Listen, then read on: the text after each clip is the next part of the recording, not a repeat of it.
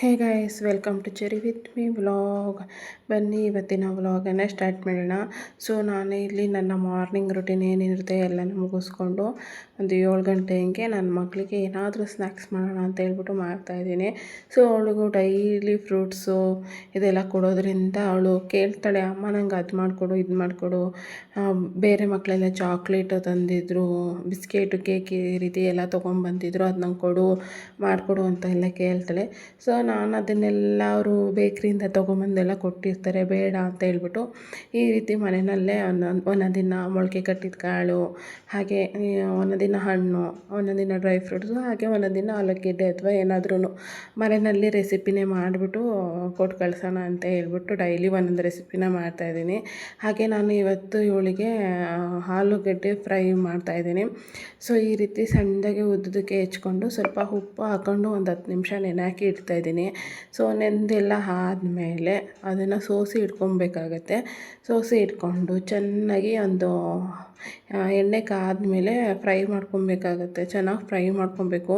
ಹಾಗೇ ಈ ಆಲೂಗೆಡ್ಡೆ ಬಂದ್ಬಿಟ್ಟು ಎಣ್ಣೆ ಜಾಸ್ತಿ ತಗೊಳುತ್ತೆ ಬೇಯುವಾಗ.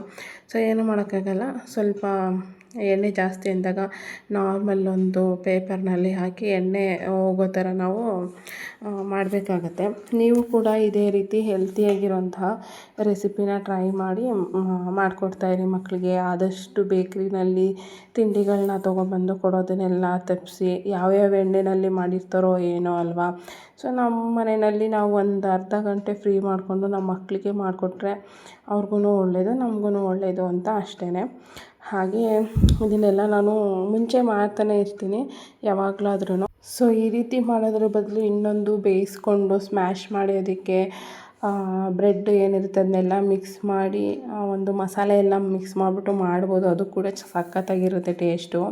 ಸೊ ಅದನ್ನೆಲ್ಲ ಅರ್ಜೆಂಟಲ್ಲಿ ಮಾಡೋಕ್ಕಾಗಲ್ಲ, ಸೊ ಫ್ರೀಯಾಗಿದ್ದಾಗ ಮಾಡಬೇಕು. ಸೊ ಇದು ಫ್ರೀಯಾಗಿದ್ದಾಗ ಈ ಥರ ಮಾಡಿಕೊಟ್ರೆ ಒಳ್ಳೆಯದು, ಅದಕ್ಕೋಸ್ಕರ ಈ ರೀತಿ ಮಾಡ್ತಾಯಿದ್ದೀನಿ. ಹಾಗೆ ನೀವು ಪನ್ನೀರ್ನೂ ಸಹ ಈ ರೀತಿ ಕಟ್ ಮಾಡಿ ಬೇಯಿಸ್ಕೊಂಡು ಅದಕ್ಕೂ ಸ್ವಲ್ಪ ಒಂಚೂರು ಉಪ್ಪು ಮತ್ತು ಮಸಾಲೆನ ಆ್ಯಡ್ ಮಾಡಿ ಕೊಡ್ಬೋದು. ಫುಲ್ಲು ಬಾಕ್ಸ್ನ ಖಾಲಿ ಮಾಡಿಕೊಂಡು ಬರ್ತಾರೆ. ಹಾಗೆ ಇತ್ತೀಚಿಗಂತೂ ನನ್ನ ಮಗಳು ಸ್ಕೂಲಿಗೆ ಹೋಗೋದಕ್ಕಂತೂ ತುಂಬಾ ಹಠ ಮಾಡ್ತಾಳೆ. ಸೊ ಯಾಕೆ ಅಂತಲೂ ನಂಗೆ ಗೊತ್ತಾಗಲ್ಲ. ಸೊ ನಾನು ಅವಳಿಗೆ ಕೇಳ್ತೀನಿ, ಹಿಂದಿನ ದಿವಸಲೇ ನಾನು ನಿಂಗೆ ಏನಾರು ಮಾಡಿಕೊಡ್ತೀನಿ ಸ್ಪೆಷಲಾಗಿ, ಹೋಗಮ್ಮ ಅಂತ ಹೇಳ್ಬಿಟ್ಟು. ಸೊ ಅದಕ್ಕೋಸ್ಕರ ಏನಾದರೂ ಈ ರೀತಿ ಮಾಡಿಕೊಟ್ರೆ ತಿನ್ಕೊಂಡು ಅಟ್ಲೀಸ್ಟು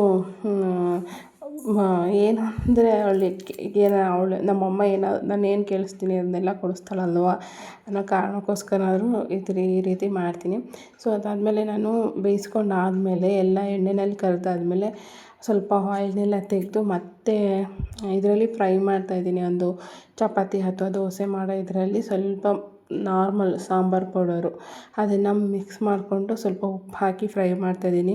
ಈ ರೀತಿ ಮಾಡಿದರೆ ತುಂಬಾ ಟೇಸ್ಟ್ ಕೊಡುತ್ತೆ, ಒಳ್ಳೆ ಟೇಸ್ಟು. ಮತ್ತು ಎಣ್ಣೆನೂ ಸಹ ಎಲ್ಲ ಏನಿರುತ್ತೆ ಸ್ವಲ್ಪ ಆಯಿಲ್ ಜಾಸ್ತಿ ಹೀರ್ಕೊಳ್ಳುತ್ತಲ್ವ, ಅದು ಕೂಡ ಸ್ವಲ್ಪ ಕಮ್ಮಿ ಆಗುತ್ತೆ. ಸೊ ಇವತ್ತಿನ ನನ್ನ ಮಗಳ ಲಂಚ್ ಬಾಕ್ಸು ಈ ರೀತಿ ಇತ್ತು. ಡೈಲಿ ನಾನು ಏನಾದರೂ ಒಂದೊಂದು ಬೇರೆ ಬೇರೆಯೇ ಮಾಡಿಕೊಡ್ತಾಯಿರ್ತೀನಿ.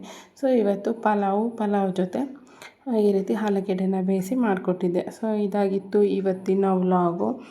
ಈ ವ್ಲಾಗನ್ನು ಇಲ್ಲಿಗೆ ಎಂಡ್ ಮಾಡ್ತಾಯಿದ್ದೀನಿ. ಇದೇ ರೀತಿ ನಿಮಗೆ ನಾನು ಮನೆಯಲ್ಲಿ ನನ್ನ ಮಗಳಿಗೆ ಯಾವ ರೀತಿ ಲಂಚ್ ಬಾಕ್ಸು ಪ್ರಿಪೇರ್ ಮಾಡ್ತೀನಿ ಅನ್ನೋದನ್ನು ಡೈಲಿ ಶೇರ್ ಮಾಡ್ಕೊಳ್ತೀನಿ. ನೋಡಿ ಇಷ್ಟ ಆದರೆ ಲೈಕ್ ಕಮೆಂಟನ್ನು ಮಾಡಿ, ಓಕೆನಾ. ಹಾಗೆ ನನ್ನ ಚಾನಲ್ಗೆ ಸಬ್ಸ್ಕ್ರೈಬ್ ಆಗಿಲ್ಲ ಅಂದರೆ ಪ್ಲೀಸ್ ಬೇಗ ಸಬ್ಸ್ಕ್ರೈಬ್ ಮಾಡಿಕೊಂಡು ವೀಡಿಯೋಸನ್ನು ನೋಡಿ. Thank you so much. Bye take care all.